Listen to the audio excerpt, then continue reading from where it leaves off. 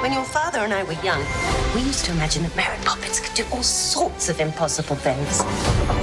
Those things didn't really happen. No. No. Of course not. Ridiculous. If you could pick any song from the first film, regardless of whether or not it makes sense, well, what I would loved you pick? Feed the Birds, even though I know it's sort of melancholy, but I just think it's beautiful. I love the song Feed the Birds. I just think it's a perfect, beautiful song, actually. Why is that? It's a song about feeding pigeons. Mine would be Our Mother's song in the original, the suffragette song. My favorite too. Well, I mean, before I was cast in this movie, I danced with penguins before. I danced to Supercalifragilisticexpialidocious a million times. It was just in my house, in front of my VHS recording of Mary Poppins.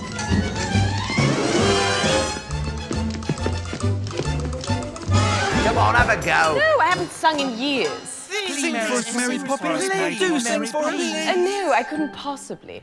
D flat major. One of the things I really loved about your version of Mary Poppins is that she felt much more deliberate in all of her actions. I felt cued into how she was trying to rehabilitate the Bankses. Was that something that informed your process? Very much so, you know, because I think that even though she is a rather unknowable character, this sort of superhuman.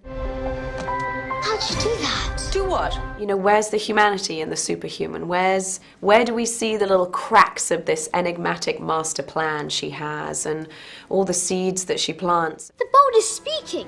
And who do we think is going to fix that? I know a bit about fixing carriages. So Rob and I talked at great length, really, about finding those sort of private moments, even if it's just for a second. Just where do we see those little moments of humanity or tenderness or glee that it's all coming together in the way that she wants it to, you know? I also have to talk about perhaps one of the most controversial changes. Okay. Mary's Fierce Bob in the animated sequence. Well, that was something Rob really wanted. Well, we realized in all the adventures she needs to let loose, you know, because we know in reality she's this very stern, kind of proper nanny. But underneath is sort of like a coat of many colors. The Fantasias, I just said to Rob, they should be like, she's like an adrenaline junkie. Like it's sort of the crazy inner lining to her beautiful blue coat.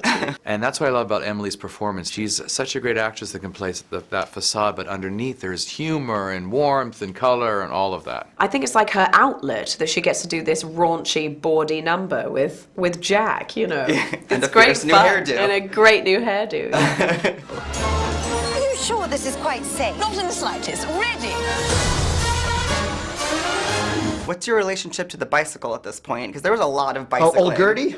That was... Her name is Gertie. Serious? I was like on the edge of my seat for you, watching you on and off On that those bike the whole cobblestones, movie. and hopefully it looks effortless because that's the goal. Yeah. But it's an old bike with a 20-pound ladder on one side. But it's, you know what's fun is like when you act in a movie, you kind of become this weird expert in these arcane little things because you have to. I know how to climb Big Ben now. I know how to ride an old lamplighter bicycle. Yeah. The fun, weird little things you pick up are sort of the most fun things on the journey. Everything is possible. Even the impossible. One of the parts that really struck me in this movie was the moments where the underscore had themes from the first movie. Yeah. Speaking as a musician... Mark's so smart. Mark's so smart. I catch a new one every time I see the film. I've seen the film 3 times now. It was so strategic. We were very careful not to abuse that, you know, using material, music or strains of material or even like, you know, images or whatever from the first film. We knew that we had to do it sparingly throughout. And that's what we did. We found places that we felt we had earned it. And it's never manipulative. He doesn't do it at the beginning of the movie. He really establishes his incredible new score. And then just in little moments, Feed the Birds under Dick Van Dyke here. Let's go fly a kite for like a second here. It's always in such a smart, emotionally devastating way. I honestly can't remember why we kept most of this stuff to begin with. Don't you remember that kite? We used to love flying that with Mother and Father. I know Emily Blunt had previously spoken about how she was not really rewatching the movie in her preparation.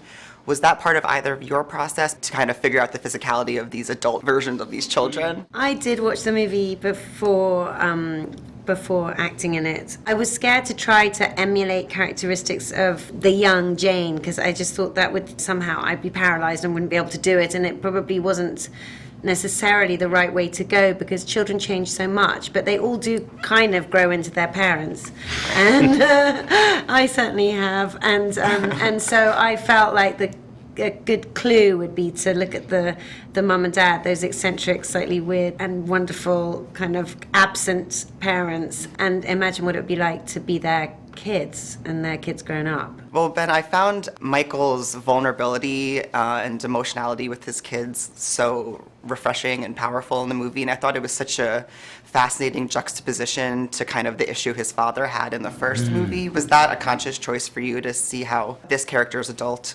version would differ from his father?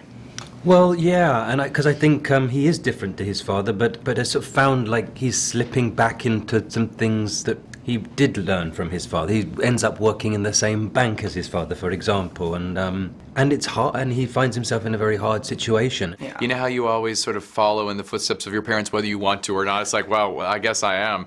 You know, there's that one moment where he says, gosh, I never realized something. And Mary Poppins says, a bank's family trait. And it's true, you inherit that from your parents. And yeah, and I think it's nice to have representations of men or fathers who are emotional. You've forgotten what it's like to be a child.